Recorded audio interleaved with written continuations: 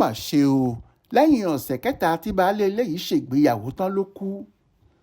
Títí di àsìkò tá à ń kó ìròyìn yọ lọ́wọ́, inú ẹ̀dùn ọkàn àti ìbànújẹ́ ní gbogbo ẹbí ará àti ojúlùmọ̀ olóògbé Bernard Peter Gada, ẹni tó kú láìpẹ́ yìí lẹ́yìn nǹkan bíi ọ̀sẹ̀ mẹ́ta tó ṣègbéyàwó alárinrin kan tán nílùú Benue.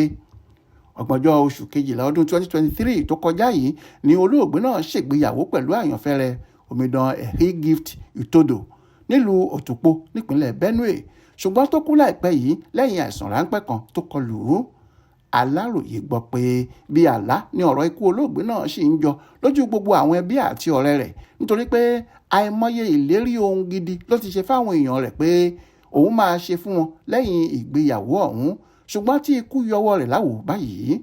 Ọ̀kan lára àwọn ìbátan rẹ̀, Comrade Agada Joseph, tó túfọ̀ ikú olóògbé náà lórí ẹ̀rọ ayélujára lọ́sẹ̀ yìí sọ pé àfi bí àlá ni ọ̀rọ̀ ikú olóògbé ọ̀hún jọ lójú òun, nítorí pé ó lọ́rọ̀ àjọsọ kan táwọn jọ sọ, ṣùgbọ́n tí olóògbé ọ̀hún kò tíì mú ìlérí ọ̀rọ̀ ọ̀hún ṣe rárá kó tó kú.